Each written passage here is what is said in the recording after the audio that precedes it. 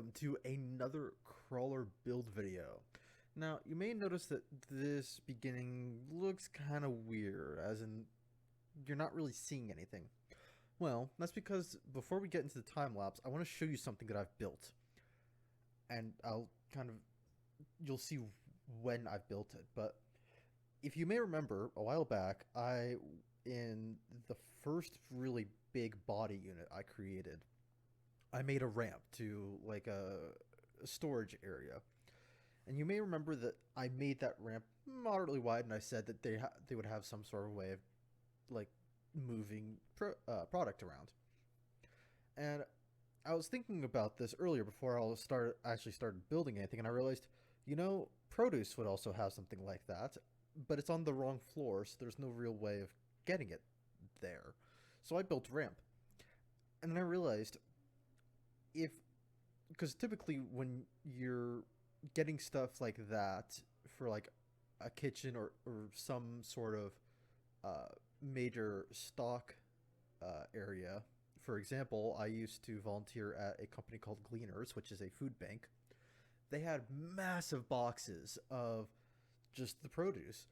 And I was thinking and I realized what's in game isn't going to help, because literally all that's in game as a model is like one of those little hand carts, like the two-wheel tip backwards hand carts. So I was thinking about it, and keep in mind that again I've been behind the scenes of a cruise ship, and I never saw anything regarding this. So this is actually me purely speculating.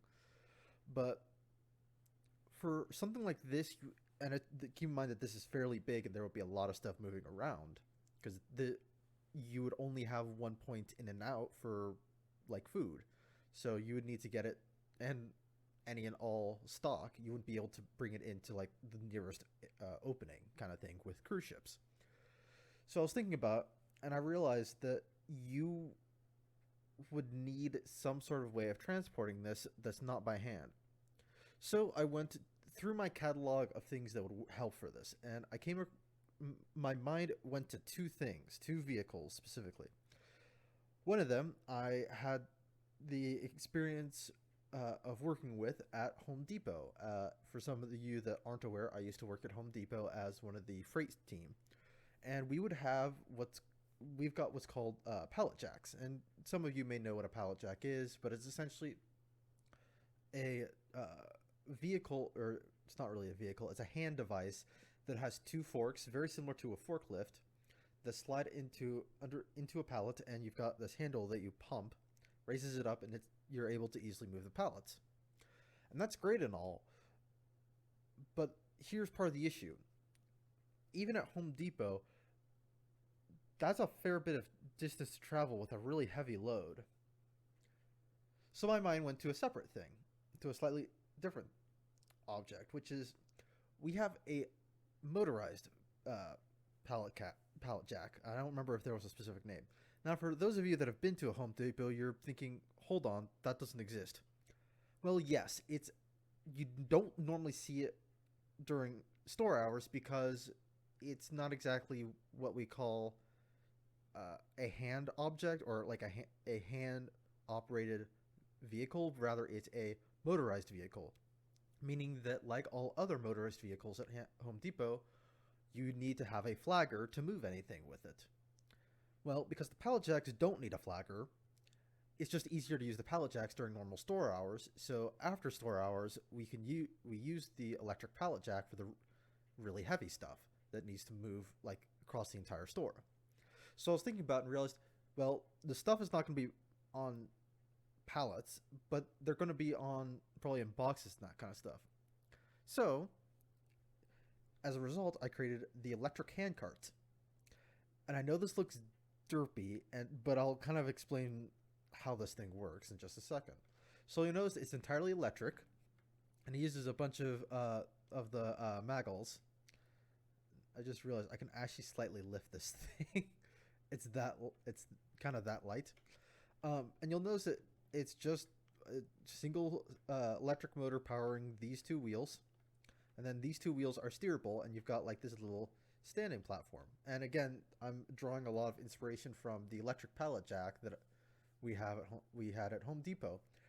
I'm also partially going off of a lot of the electric carts that you would find at, say, the Disney parks, which are have a very similar kind of design of you control them using uh, the they're like twist handles, similar to like on a motorcycle, on the uh, the steering column, I suppose is the best way of putting it.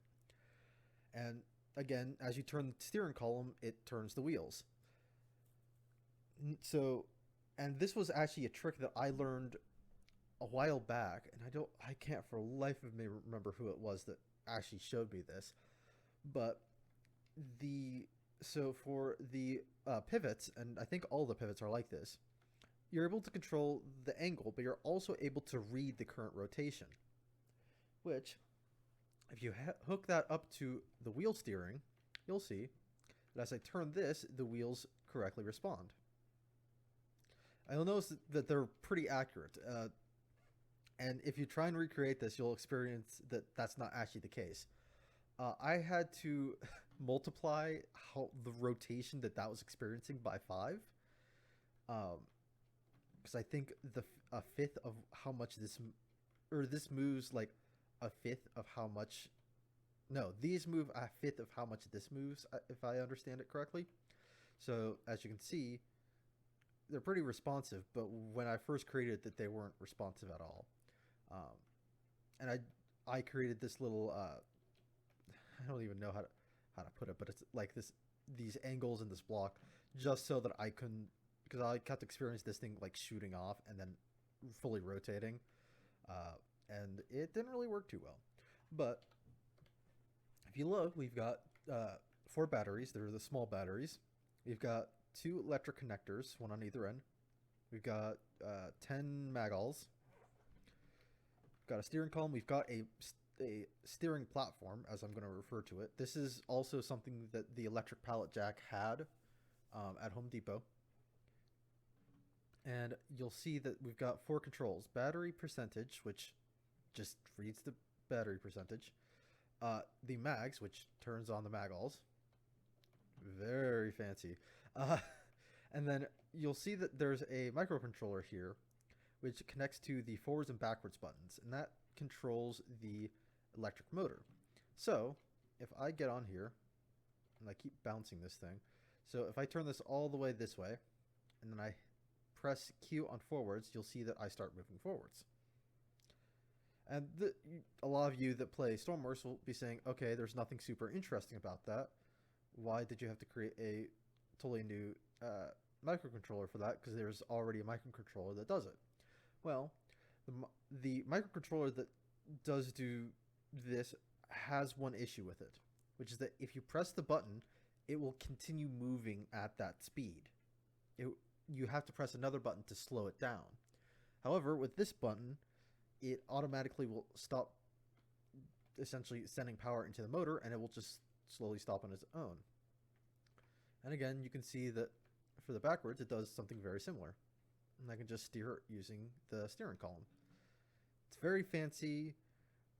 It's very simplistic to create. I was actually pleasantly surprised at how quick I was able to throw this together. And you'll see on the video, a lot of the time that I spent trying to do this thing, or making this thing, was actually due to some developmental goofs that I had done when I was creating it. But you can see I was driving it around for a little bit, and I only expended 4% of the battery percentage. So there's going to be a couple of these across the entire ship. And by a couple, I mean maybe about 10 or so. And they are used primarily to transport food and product across the entire ship. So things that normally would be taken from the dry dock, from like a supply ship or something, and then need to be shuttled to the far reaches of the ship. So that's what these are primarily for. There's two of them in the unit that we've been working in, and you'll see that I put them in along with the fancy new electric charger, which I was very excited to be using finally. So there's also a charging station there. So yeah, without a further ado, I'm about to send you back in time to to when this wasn't even built yet. This was just a sparkle in my eye. But before I do so, I want to tell you two things really quickly. First of all, I'd like to, I think I kind of apologized last week already, but I'd again like to apologize for last week about the double upload. Um, for some of you that aren't in the know, because I think most of you do know, I am a college student. What some of you may not know is that I am a senior at college, which means that I'm going through the capstone process, meaning I'm essentially creating a product for a company to prove that, hey, I've actually learned stuff. So that means that my upload schedule might be kind of wonky. Now, as I had during the summer, I will try to upload once a week on Wednesdays. That's not really changing. However, if for some reason I don't upload that week, I want to preface by saying that I will be uploading the video next week. And typically the reason why that will have occurred is because I haven't spent enough time, or I haven't had enough time to fully record a video for your enjoyment. So that means that the next week will be a double upload, if possible. If not, then it'll just be kind of a cascade event, I suppose. But it essentially means that if for one week, for one reason, a week doesn't have a video, it will be posted the next week. And that's, again, just to allow myself a buffer if needed. I hope I never need to do something like that. I hope that I don't have like a weird cascade event that occurs. But just so you guys are aware, because I am a college student, stuff can occur. That being said, I would like you all to, as always, because I know you've heard it from me multiple times and you've heard it from every other YouTuber you watch, but please, please, please, please hit that like button. Leave a comment down below if you enjoyed this video. Let me know of what you want to be added in, because again, as I constantly say, this is supposed to be a community build. It's supposed to allow you guys to interact with me and yourselves, and I'm slowly falling off the handcart, to influence the design of this build. I want you guys to feel invested in this build just as I am. So please let me know your thoughts down below. If you want to see any modifications to the handcart, because I will gladly admit it's not exactly what I call done. It looks kind of stupid, to be quite honest. It's functional, I'll admit, but it doesn't look good. So if you guys have any suggestions on how I can make this look better, please let me know. And as always, if you want to see more videos of the crawler build, or alternatively, if you enjoy the Avatar: The Last Airbender series, I am creating a roller coaster based off of that series called Project Atla, which is my second video series that I'm currently doing on the off weeks from this build. And if you want to get notified on when I post up those videos or any new videos from this build, please make sure you hit that subscribe button and that little bell icon so you get notified every single time I post up a new video. And as always, I will see you guys in the next one. Bye.